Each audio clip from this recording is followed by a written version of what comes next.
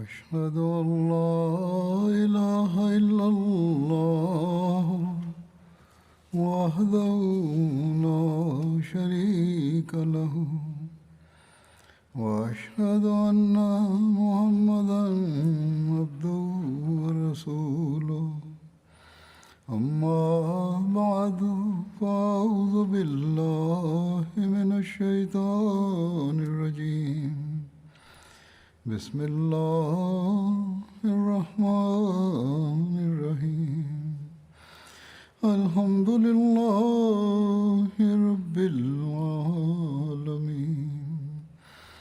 الرحمن الرحيم مالك يوم الدين إياك نعبد وإياك نستعين اهدنا الصراط المستقيم صراط الذين أنعمت عليهم غير المغضوب عليهم ولا الضالين. در خطبه گذشته در ضمن موضوع مرتدان یا منافقان شورشی قصه مسیلمه کذاب و یارانش در جنگ یمامه به پایان رسید. به هر حال همچنان ذکر از آن مرتدان جاری است که در دوران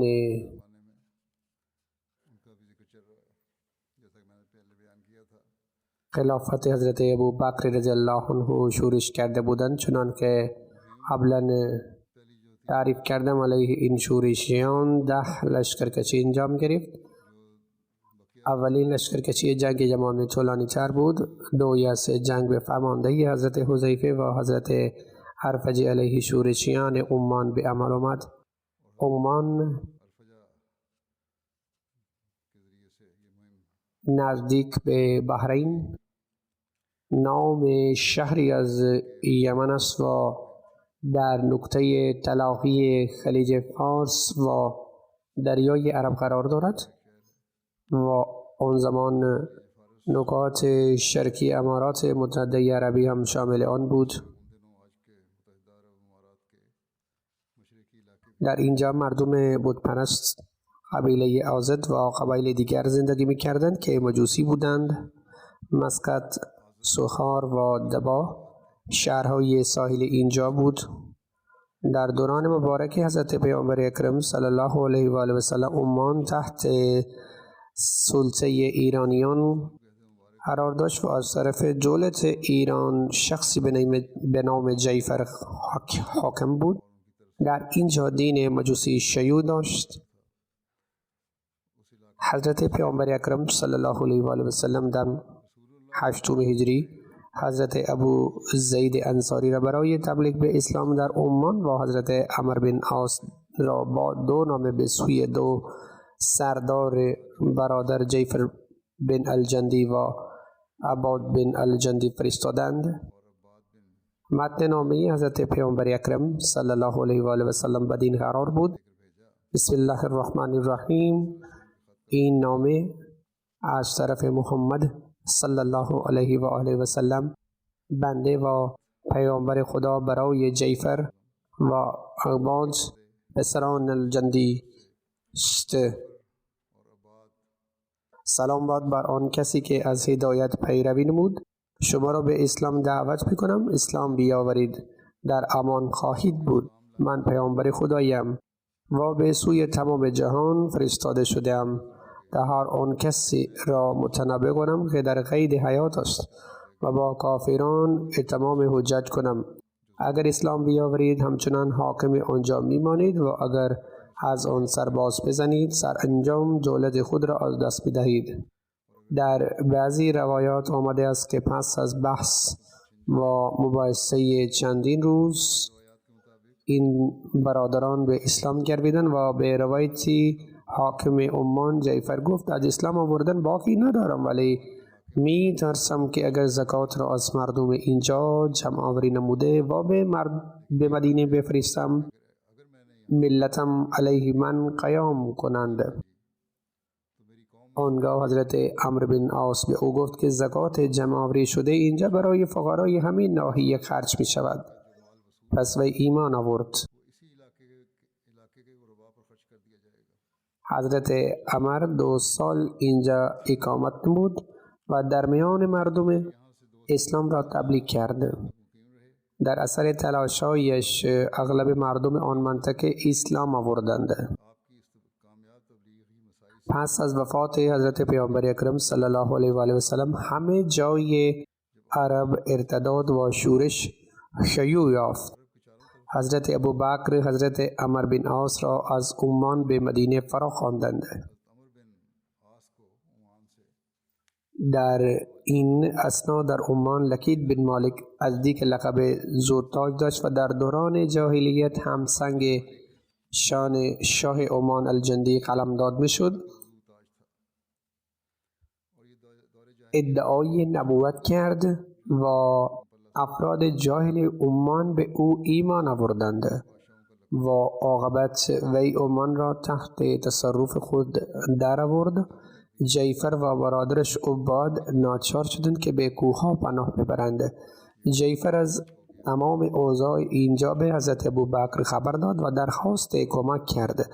حضرت ابوبکر حذیفه بن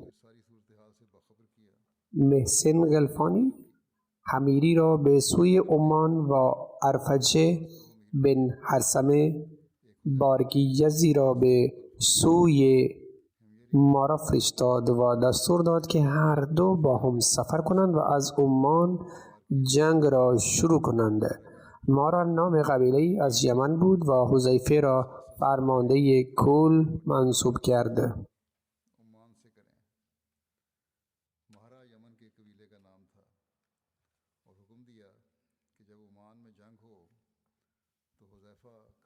معرفی کوتاه حضرت حذیفه و حضرت ارفجه بدین قرار است که در تاریخ طبری نام حضرت حذیفه بن محسن الفانی نقل شده است، ولی در کتابی دیگر شرح احوال صحابه نامش حذیفه خلقانی بیان شده است. وی تا وفات حضرت ابوبکر حاکم عمان بود.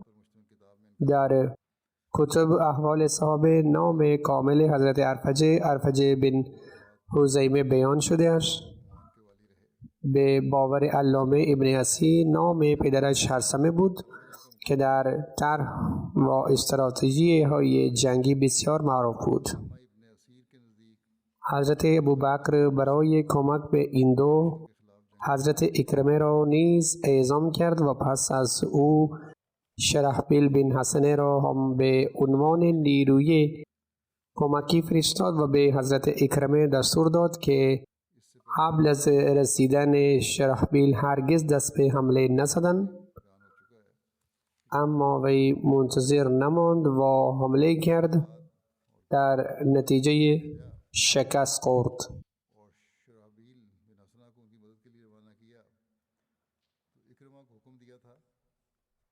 آنگاه حضرت ابوبکر بر او خشمگین شد و وی را دستور داد که به عمان برود. آنگاه مطابق با دستور حضرت ابوبکر اکرمه به همراه لشکر خود پشت سر ارفجه و حذیفه راهی عمان شد و قبل از اینکه آن هر دو به عمان برسند در نزدیکی عمان به محلی به نام رجام به آنها ملحق شد. در بعضی کتب دیگر تاریخ همچون کامل ابن اسیر نام این محل ایاز گفته می شود.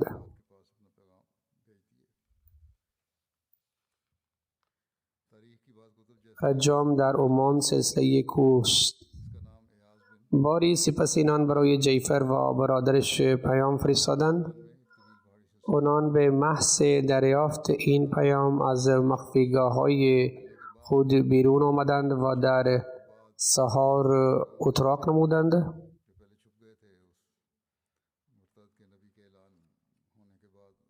سحار نام دهکده متصل به سلسله کوس گفته می شود که در اوایل ماه رجب تا 5 روز آنجا با زاری می زدند. به هر حال این دو برادر به حذیفه و ارفجه و اکرمه پیام دادند که همگیتان به اینجا نزد ما بیایید. لشکر مسلمانان در سحار جمع شدند. اینان اول اطراف آنجا را از مرتدان پاک نمودند. به لکید بن مالک هم خبر رسیدن لشکر اسلامی می رسید.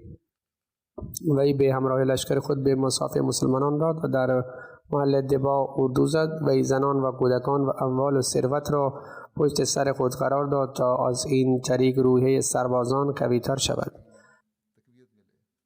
دبا هم شهر آن منطقه بود و بازار اصلی تجارت علمداد می شد.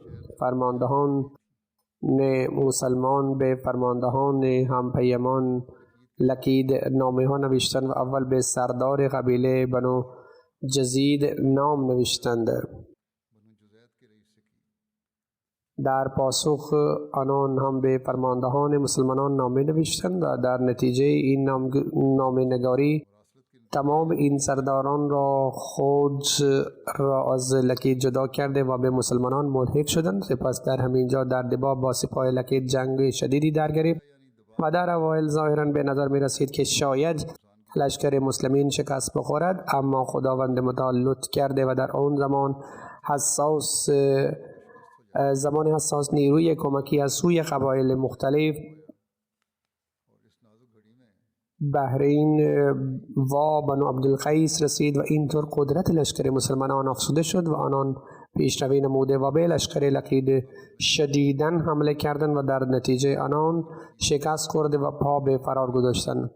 مسلمانان به تعقیبشان رفتند و نزدیک به 10,000 مهاجم را از دم تیگ گذراندند و کودکان و زنان را به اسارت بردند و اموال و بازارشان را تصرف نمودند و خمس آن به دست ارفجه و در خدمت حضرت ابوبکر فرستادند.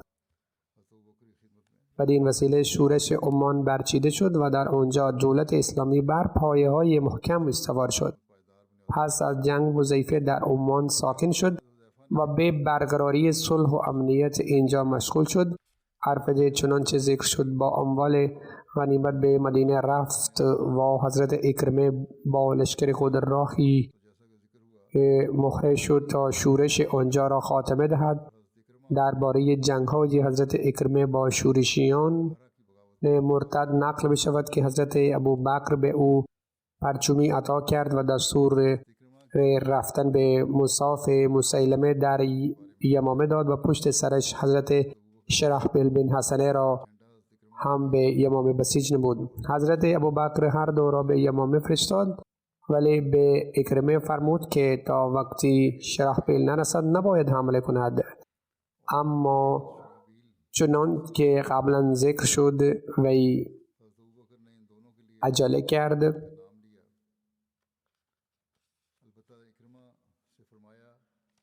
و قبل از رسیدن شرحبیل حمله نمود و مسیلمه وی را شکست داد و وی از روی ناچاری عقب نشینی کرد.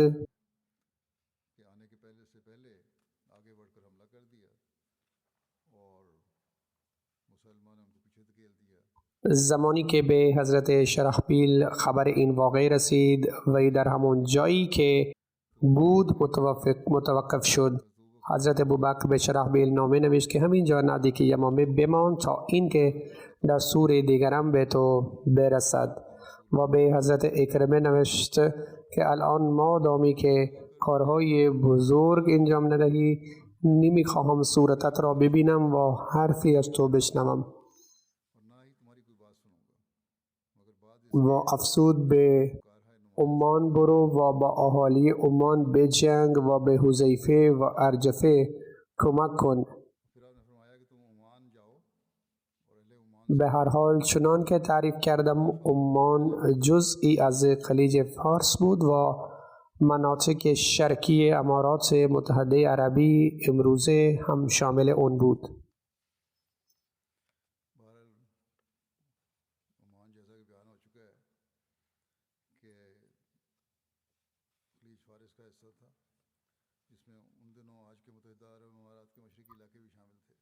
در اینجا قبیله بتپرست ازد و قبایل دیگر ساکن بودند که دین مجوسی داشتند. مسقط، سوهار و دبا شهرهای ساحلی اینجا بودند.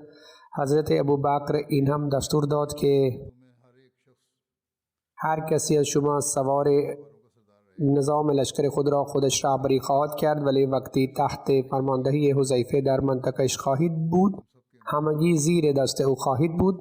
وقتی در آنجا مأموریتتان به پایان برسد آنگاه به مهره بروید و سپس از آنجا به یمن بروید و در یمن و حضر موت به مهاجر بن ابو امیه ملحق شده و شورشیان را از پا در بیاورید و خبرهای جنگ را به طور مرتب برای من بفرستید. به هر حال طبق دستور حضرت ابوبکر، حذیفه بن محسن غلفانی به عمان و ارفجه باریکی به سوی مرتدان شورشی مهره راه افتادند.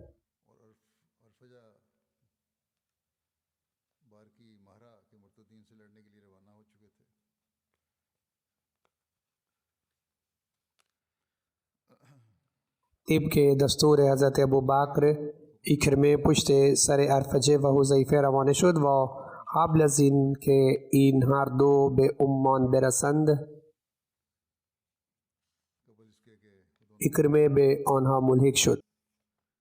حضرت ابوبکر قبلا به حذیفه و ارفجه دستور اکید فرموده بود که پس از ریشه کن کردن شورش عمان و اکرمه پیروی کنند و این تصمیم میگیرد که اینان در عمان بمانند یا به همراه او به جلو بروند. باری چنان که ذکر شد این هر سه فرمانده در نزدیک عمان در محله رجام جمع شدند و آنجا برای جعفر و عباد پیام فرستادند. لقید هم از رسیدن لشکر اسلامی خبردار شد. وی افراد خود را جمع کرده و در دبا اردو زد. جعفر و عباد هم از مخفیگاه‌های خود بیرون آمدند و در سوهار اتراق نمودند و به حذیفه و ارفجه و اکرمه گفتند که به دبا بیایند.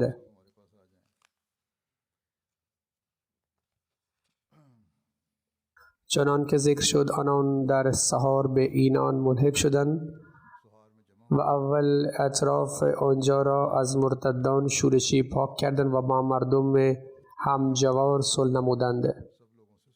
سپس این فرماندهان با سرداران لقید نامه‌نگاری کردند. در نتیجه چنان که گفتم آن سرداران از لقید جدا شدند. پس از آن با لشکر او جنگ شدیدی در گرفت و شرح آن را قبلا تعریف کردم. پس از این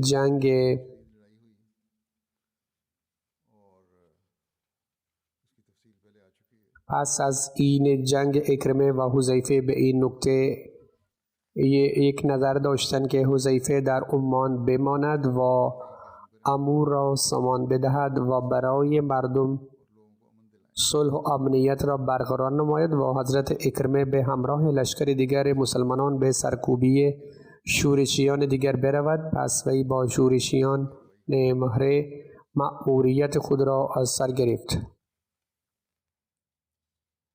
درباره این پیشرویش نقل شده است که پس از اتمام جنگ با شورشیان عمان اکرمه با لشکر خود به سوی نجد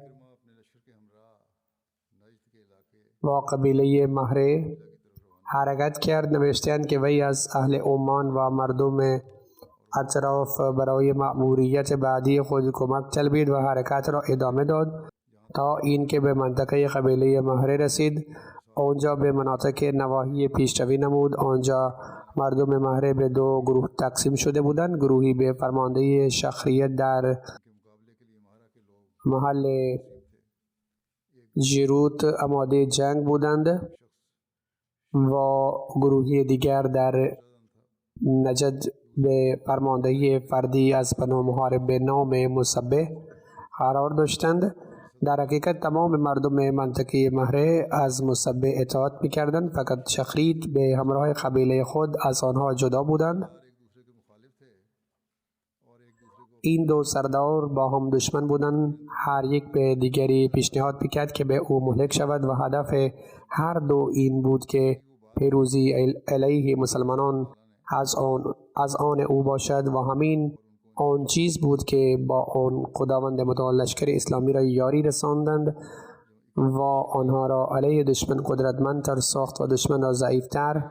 وقتی اکرمه دید که به همراه شخریت زیاد مردم نیستند، به او دعوت کرد که به اسلام باز گردد و ای قبلا مسلمان بود. حال به او پیشنهاد داد که دوباره مسلمان شود و با مسلمانان نجنگد. در نتیجه وی دوباره مسلمان شد. اینطور خداوند متعال مصبح را ضعیف نمود. سپس اکرمه به طرف مصبح پیام خود فرستاد و وی را هم دعوت کرد که به اسلام باز گردد و از کفر خود رجوع نماید. اما چون به همراه او مردم در تعداد زیادی بودند، لذا این تعداد زیاد موجب گمراهی شد. به سبب اسلام آوردن شخریت دشمنی و عناد میان این دو سردار بیش از پیش شد. به هر حال اکرمه به سویش پیشروی کرد و شخریت به همراهش بود. هر دو در نجد به مصبح جنگیدند و اینجا بیشتر از دباب شدت جنگیدند. عاقبت شورشیان مرتد شکست خوردند و سردارانشان کشته شد. مسلمانان فراریان را تعقیب کردند و بسیاری از آنها را کشتند و عده‌ای کثیر را اسیر نمودند و 2000 ناکه بسیار عالی را هم به غنیمت بردند. حضرت اکرمه اموال غنیمت را به 5 بخش تقسیم کرد و شخریت را به همراه خمس به سوی حضرت ابوبکر روانه کرد و ما باقی 4 بخش را اینطور در میان مسلمانان تقسیم نمود. اینطور از لحاظ مراکب، کالاها و امچه و سلاح و تجهیزات لشکر اکرمه تواناتر شد. حضرت اکرمه همانجا سکنی گزیده و تمام مردم از منطقه را گرد آورد و همه‌شان اسلام آوردند. حضرت اکرمه این مژده را توسط شخصی به نام صاحب به طرف حضرت ابوبکر فرستاد. علاوه بر این ذکر پیشروی حضرت اسامه به طرف یمن نقل شده است. حضرت ابوبکر صدیق رضی الله عنه توسط یک نامه به حضرت اکرمه هدایت کرده بود. قبلا نیز این موضوع را تعریف کردم که بعد از تسخیر مقام های مهره به طرف یمن گسیل شوید و در معرکه های یمن و حضرت موت همراه با حضرت مهاجر بن امیه بمانید و افرادی که در مناطق عمان و یمن راه ارتداد را اختیار کرده اند آنها را سرکوب کنید. پس طبق دستور حضرت ابوبکر حضرت اکرمه از منطقه مهره بیرون آمده و به طرف یمن پیشروی کرد تا اینکه به مقام ابنیج رسیدند. ابنیج نام یک روستا در یمن است. یک لشکر بزرگ شامل افراد قبایل مهره و قبایل های دیگر تحت فرماندهی وی بود. حضرت اکرمه مستقلاً در جنوب به یمن مسکون مانده در سرکوبی قبایل نخا و حمیر مشغول بود و نوبت به اینجا نرسید که به طرف شمال یمن پیشروی کند. حضرت اکرمه بعد از دستگیری افرادهای مفرور از قبیله نخا مردم دیگر این قبیله را گرد آوردند و از آنها پرسیدند که شما در مورد اسلام چه نظر دارید؟ آنها گفتند که ما در دوران جاهلیت هم متدین بودیم و به مذهب علاقه من بودیم و بر هم دیگر هجوم نمی آوردیم. آن موقع حال ما چه خواهد بود وقتی به این دین اسلام بگرویم؟ چون که از فضایل آن آگاه شده ایم و مهر آن در دلهای ما جا گرفته است، یعنی ما اسلام را دوست داریم. هنگامی حضرت اکرمه در موردشان بررسی کردند که آیا آنها از صدق قلب این حرف را زدند یا به محض به خاطر نجات این کارا کردند. پس موضوع همان طور بود که آنها گفتند قومشان همچنان بر اسلام ثابت قدم ماندند، اما از اشرافشان کسانی که مرتد شده بودند پا به فرار نهادند. اینطور حضرت اکرمه قبایل نخا و حمیر را از اتهام ارتداد تبرئه کرد و او به خاطر جمع آوریشان همانجا مسکون ماندند. اقامت حضرت اکرمه در مقام ابین بر جماعت باقی مانده اسود انسی تأثیرات عمیقی گذاشت.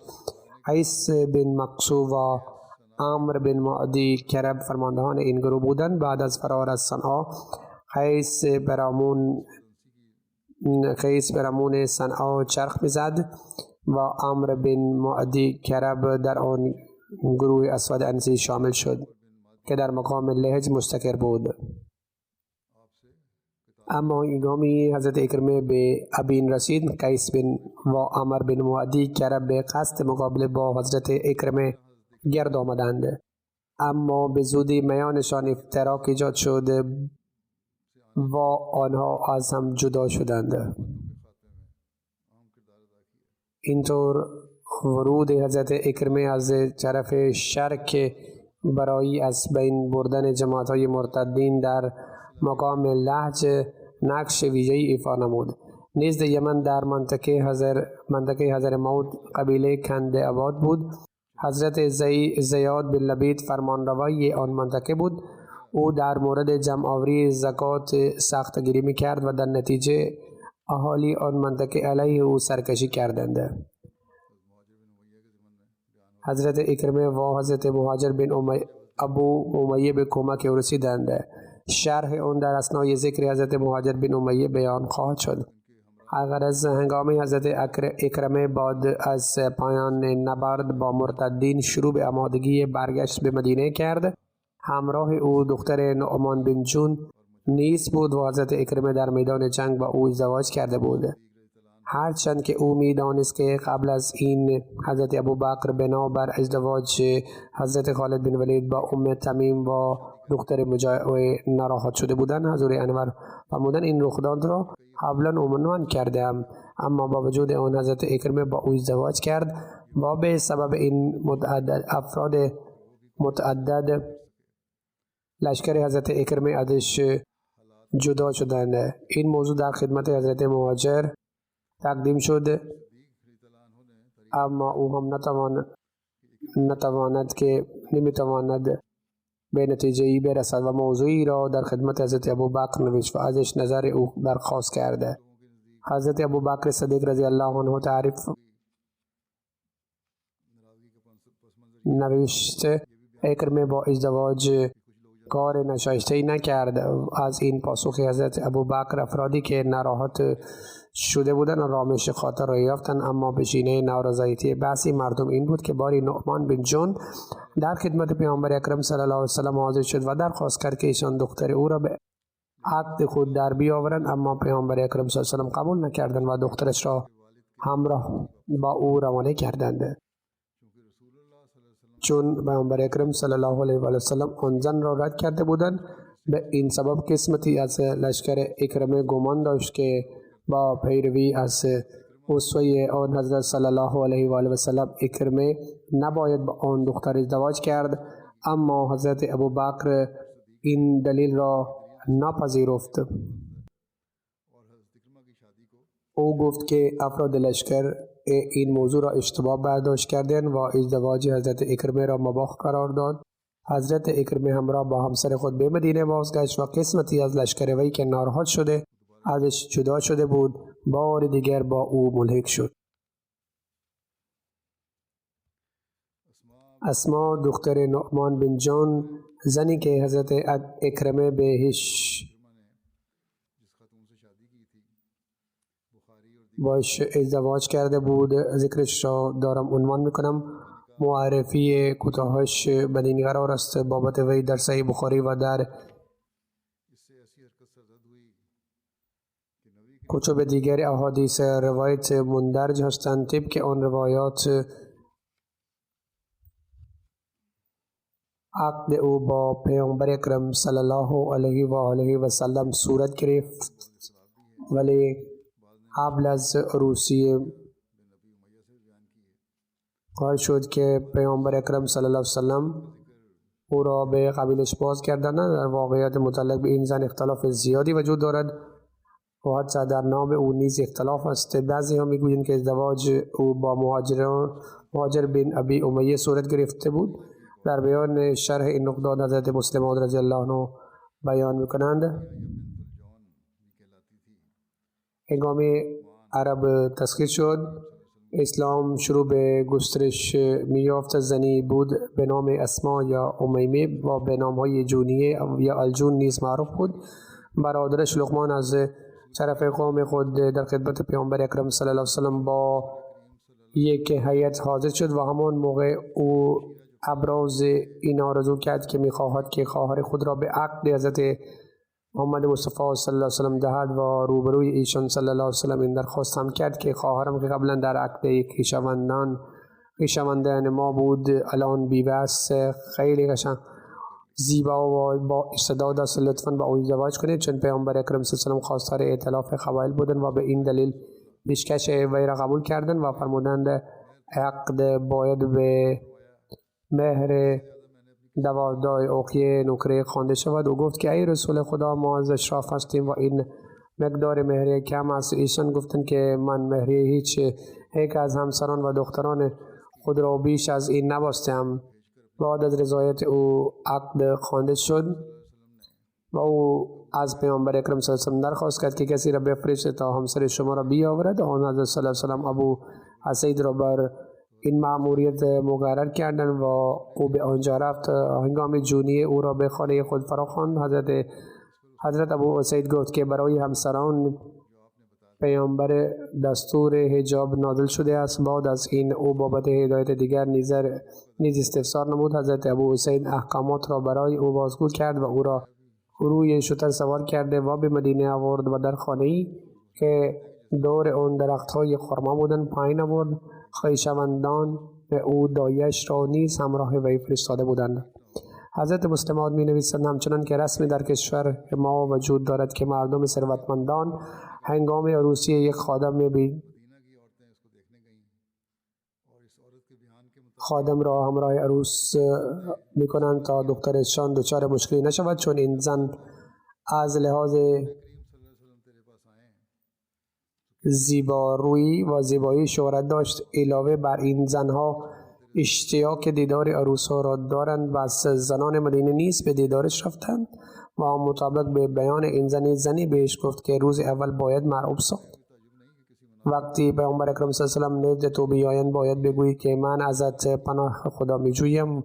از این فعل تو ایشان بیشتر به تو شیدا خواهد شد. حضور انور فرمودند شاید این سخن خود آن زن نساخته باشد و در این جای تعجب نیست. حضرت مسلم موعود می‌افزایند عجب نیست که منافقی توسط همسر خود یا خویشاوند خود این شرارت کرده باشد. خلاصه هنگام اطلاع رسیدن او به پیامبر اکرم صلی الله علیه و آله و سلم رسید، ایشان به سوی آن خانه را افتادند که برای او تعیین شده بود. در احادیث نقل شده از ترجمه آن بدین قرار است. وقتی پیامبر اکرم صلی الله علیه و سلم نزد وی تشریف بردند، ایشان بهش گفتند که نفس خود را به من بدهید. آن زن گفت که آیا گاهی مردم عادی می سپارد؟ علیه بالله خود را در بزرگ نمایی کرد. ابو اسید می گوید که آن حضرت صلی الله علیه وسلم با گمان اینکه شاید به دلیل عدم آشنایی نگران است برای تسلی دادن به او روی و دست خود را نهاد. همین که ایشان دست خود را نهادند، آن زنی جمله خیلی قوی و غیر منطقی گفت که من از تو پناه خدا میجویم. چنان که پیامبر با شنیدن نام خدا از ادب مملو می شود و شیدای عظمت او می گردد بر این جمله او، ایشان بلافاصله فرمودند تو خدا را واسطه قرار دادید و پناه او را خواسته اید که بسیار پناه دهنده است، پس همین علت درخواست تو را می پذیرم.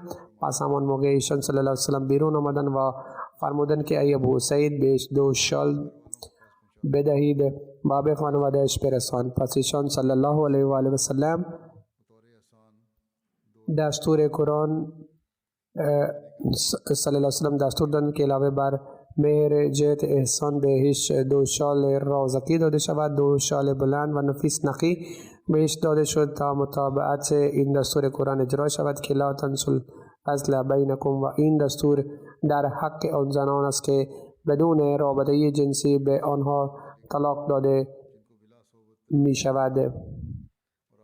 آن حضرت صلی الله علیه وسلم آن زن را خداحافظی کرد و ابو سعید او را به خانه‌اش رساند.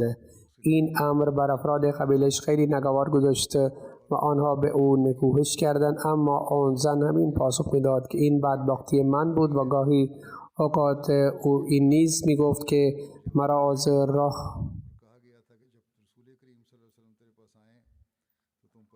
و گفتند که هنگامی پیامبر اکرم صلی الله علیه وسلم نزد تو بیایند باید کنار کشی و اظهار تنفر کنی و اینطور ایشان از تو مرعوب میشوند. معلوم نیست که دلیل همین بود یا غیر از این. به هر حال او اظهار تنفر کرد و پیامبر اکرم صلی الله علیه وسلم ازش جدا شدند و او را ودا گفتند. قبلا این رخداد را در ادامه ذکر خیر حضرت اسید بیان کرده هم. به هر حال حضرت اکرمه از راه کنده حضرموت یمن و مکه برگشت. هنگامی او به مدینه رسید، حضرت ابوبکر بهش دستور داد که به کمک خالد بن سعید برسد. حضرت اکرمه ارتشی را که با او در سرکوبی مرتدین شرکت کرد مرخص کرده بود، رخصت داده بود. حضرت ابوبکر به جای آنها ارتش دیگر را آماده کرد. حضور فرموده شاید آنها ناشی از جنگ ها خسته شده بودند، بدین سبب او آنان را مرخص کرده باشد. به هر حال حضرت ابوبکر تدارک ارتش دیگر را دید و به آنها دستور داد که تحت فرمانده اکرمه به طرف شام گسیل شود. آنجا حضرت اکرمه کارهای فوق‌العاده انجام داد و با شجاعت جنگید و جام شهادت را نوشید. تفصیل و شرح این را در باب جنگ های شام عنوان می‌کنم. پنجمین جنگ متعلق به حضرت شرحبیل بن حسنه بود که او علیه یاغیان جنگید. حضرت ابوبکر اکرمه را به طرف مسیلمه به منطقه یمامه گسیل داد و شرحبیل بن حسنه را برای کمک وی فرستاد. معرفی کوتاه حضرت شرحبیل بن حسنه بدین قرار است که نام پدرش عبدالله بن مطاع و نام مادرش حسنه بود. بعضی ها به او اندی و بعضی دیگر تمیمی میگویند. پدر او در بچگیش درگذشته بود و او نسبت به نام مادر خود شرحبیل بن حسنه نامیده شد. حضرت شرحبیل از کسانی بود که در آغاز اسلام ایمان آوردند. او همراه با برادران خود به طرف حبشه هجرت نمود و وقتی از آنجا به مدینه برگشت در خانه های بنو زریق سکنی گزید. در دوران خلافت راشد او یکی از برجسته ترین فرماندهان می بود. او در سن 18 سالگی از طاعون امواس درگذشت. پس همچنان که ذکر کردم حضرت ابوبکر به اکرمه دستور داده بود که قبل از رسیدن شرحبیل نباید بر مسیلمه بتازی حمله کنید. با وجود این اکرمه حمله کرد تا پیروزی به طرف او منسوب شود، اما مسیلمه او را وادار به عقب نشینی کرد و هنگامی حضرت اکرمه به حضرت ابوبکر خبر این شکست را داد، حضور انور فرمودند همچنان که قبلا ذکر کردم حضرت ابوبکر به او نامه تنبیهی نوشت و گفت که نباید با داغ هزیمت به مدینه بیایی، مبادا از این موضوع در قلوب مرد ترس و هراس ایجاد شود و بهش دستور داد که به طرف عمان رود. هنوز حضرت شرحبیل بن حسنه در راه بود که خبر مغلوب شدن حضرت اکرمه بهش رسید. او پیشروی را متوقف کرد و برای دریافت راهنمایی تازه به حضرت ابوبکر نامه‌ای را نوشت. حضرت ابوبکر به او دستور داد که هر جایی که باشی همانجا متوقف شو و حضرت ابوبکر افزود که باید نزد یمامه مستقر بمان تا این که دستور بعدی مرا دریافت کنی و شخصی که برای مقابله با آن شما را فرستادم یعنی مسیلمه فی الوقت از مبارزه با او دست نگه دار.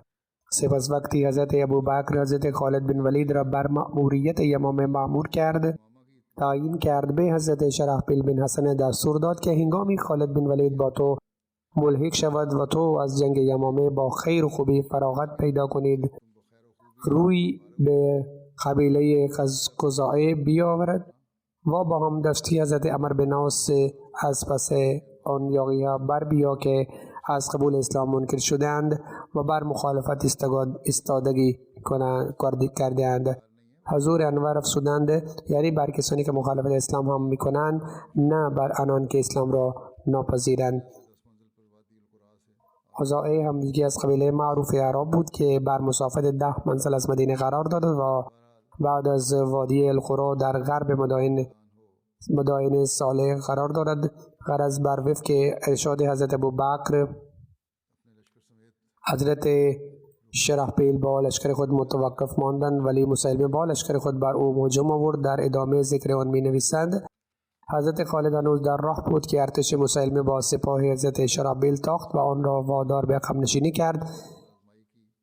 بعضی نویسنده ها ترسیم میکنند که حضرت شرحبیل نیز مرتکب همان اشتباه شد که قبل از این پیشروی و ارتکاب آن را کرده بود، یعنی در اشتیاق این که پیروزی به طرف من منسوب شود او پیشروی کرد، اما محسوم شد، شکست خورد و مجبور به عقب نشینی شد. اما حقیقت اینطور نیست، بلکه خود لشکر مسیلمه از ترس این که مبادا حضرت شرحبیل با کمک حضرت خالد به آنها ضرری برساند بر لشکری حضرت شرحبیل تاخت، بلکه خود لشکر یمامه به گمان این که مبادا حضرت شرحبیل با حضرت خالد ملحق شود و آنان را ضرر برساند پیشروی کرده بر لشکر حضرت شرحبیل حمله کرد و موفق شد. در هر صورت حضرت شرحبیل با سپاهش عقب نشینی کرد. وقتی نیز حضرت خالد بن ولید رسید و از همه احوال و حوادث آگاه کرد، حضرت خالد حضرت شرحبیل را سرزنش کرد. حضرت خالد اعتقاد می داشت که اگر برای حمله قدرت کامل نباشد باید از مبارزه گریز کنند تا زمانی که نیروی لازم به دست می آید. به جای اینکه در حال کمبودی نیرو با دشمن بجنگند و هزیمت بیافتند، به هر حال حضرت شرحبیل در جنگ با حضرت خالد بن ولید شرکت کرد. حضرت خالد بن ولید حضرت شرحبیل را به پیشروی لشکر منصوب کرد و بر میمنه و میسر زید بن قطاب و ابو حذیفه بن عتبه را منصوب کرد. پس از پایان جنگ یمامه بنا به دستور حضرت ابوبکر صدیق، حضرت شرحبیل نیست حضرت عمرو بن عاص رفت تا از بقیه یاغی های بنو قزا سرزنش کنند.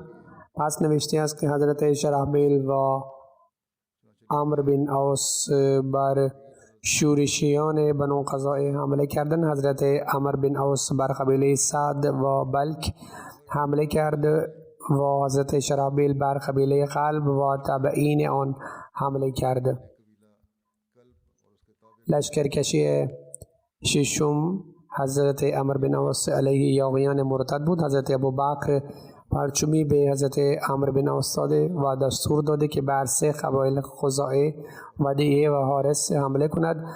خزاعه نیز قبیله معروف عرب است که در مسافت 10 منزل از مدینه بعد از وادی القرا در غرب مدائن صالح سکونت گزین است. معرفی اجمالی حضرت عمرو بن عاص این است که نام او عمرو و تخلص عبدالله و تیاتب که برخی از مورخین ابو محمد بود. پدرش عاص بن وائل و مادرش نابغه بنت حرمله نام داشت. بنا به روایتی نام اصلی مادرش سلمہ بود و نابغه لقب او بود. حضرت عمرو بن عاص 6 ماه قبل از فتح مکه در سال 8 هجری اسلام آورد. پیامبر اکرم صلی الله علیه و آله او را در سال 8 هجری به عنوان عامل عمان منصوب کرد و تا رحلت وفات پیامبر اکرم صلی الله علیه و آله بر این منصب متعین بود. سپس به فتوحات شام پیوست و در زمان حضرت عمر به عنوان حاکم فلسطین منصوب شد. یکی از مهمترین دستاوردهای او فتح مصر است. پس از فتح مصر حضرت عمر او را حاکم مصر متعین کرد و تا وفاتش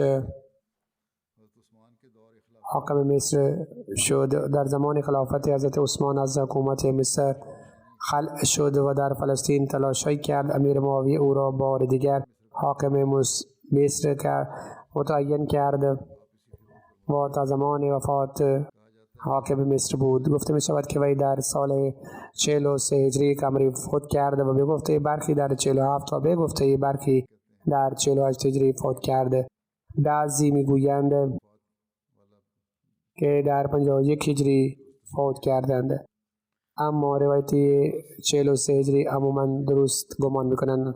حضرت عمرو بن عاص خطیب بسیار خوشبیان و شیرینی بود و متفکر لایق بود، سیاستمدار و فرمانده سپاه بود. پیامبر اکرم صلی الله علیه و سلم در لشکرکشی به او اعتماد می‌داشت. عمرو بن عاص پسرش عبدالله و ام عبدالله را بهترین خانواده قرار داده بودند. یک نویسنده می نویسد که یکی از 11 پرچم که حضرت ابوبکر رضی الله عنه تهیه کرده بودند آماده کرده بودند برای عمرو بن عاص، یکی از آنها هم بود. ایشان برای جنگ علیه مرتدان بنو قزاعه حضرت عمرو را انتخاب کرد، زیرا او در حیات پیامبر اکرم صلی الله علیه و سلم در جنگ ذات السلاسل و با قبیله بنو قزاعه جنگیده بودند و با اوضاع شرایط و راههای این قبیله به خوبی آشنا بودند. پیامبر اکرم صلی الله علیه و آله و سلم حضرت عمرو بن عاص را در ذوالحجه 8 هجری به دو رئیس عمان جعفر و عباد پسران جلندیه و با نامه تبلیغی فرستاد. این سفارت بسیار موفق بود و مردم عمان به دست حضرت عمرو بن عاص به اسلام کردند. پیامبر اکرم صلی الله علیه و سلم جهت اظهار خرسندی از او وی را برای جمع آوری زکات در عمان مقرر تعیین کرد. وی در عمان سکونت داشت که از طریق نامه‌ای از حضرت ابوبکر خبر رحلت پیامبر اکرم صلی الله علیه و سلم دریافت کرد. پس از رحلت پیامبر اکرم صلی الله علیه و سلم بیشتر قبایل عرب مرتد شدند. آنگاه حضرت ابوبکر عمرو بن عاص را از عمان احضار کرد تا مرتدین را سرکوبی کند و او به اطاعت از فرمان حضرت ابوبکر از عمان به مدینه رفت. هنگامی که حضرت ابوبکر یاستا فرمانده را برای جلوگیری از فتنه و ارتداد تعیین کرد، حضرت شرحبیل را دستور داد که وقتی از جنگ یمامه فرصت می‌یابی به قبیله قزاعه کوچ کن، به سویش برو و با همراهی عمرو بن عاص به شورشیان قزاعه که از اسلام آوردن امتناع می‌ورزند سرکوبی کنید. پس حضرت عمرو بن عاص و حضرت شرحبیل با هم علیه بنو قزاعه حمله ها شروع کردند. در شرح اینی که از نویسنده می نویسد که بنو قزاعه بر رضا اسلام راضی بر رضا از خودشان با خرسندی اسلام نیاورده‌اند، بلکه مانند قبایل دیگر از ترس طمع اسلام آورده‌اند و دلهایشان از عشق اسلام تهی بودند. پس وقتی که رحلت پیامبر اکرم صلی الله علیه و سلم خبر گرفت، به محض این که متوجه ضعف مسلمانان شد از دادن زکات خودداری کرد. عمرو بن عاص از بارگاه خلافت دستور دریافت با لشکریان خود از همان مسیری که قبلا رفته بود به سوی جذام حرکت کرد. وقتی به آنجا رسید دید که بنو قزاعه کاملا برای جنگ آماده هستند.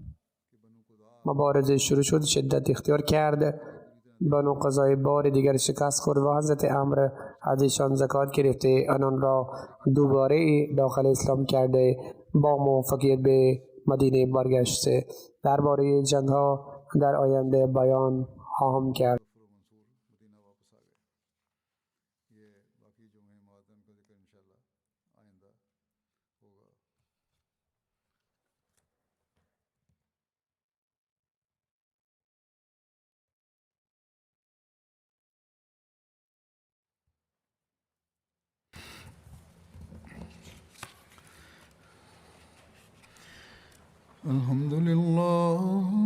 الحمد لله نحمده ونستعينه ونستغفره ونؤمن به ونتوكل عليه ونعوذ بالله من شرور أنفسنا ومن سيئات أعمالنا من يهده الله فلا مضل له ومن يضلل فلا هادي له ونشهد أن لا إله إلا الله ونشهد أن محمدا عبده ورسوله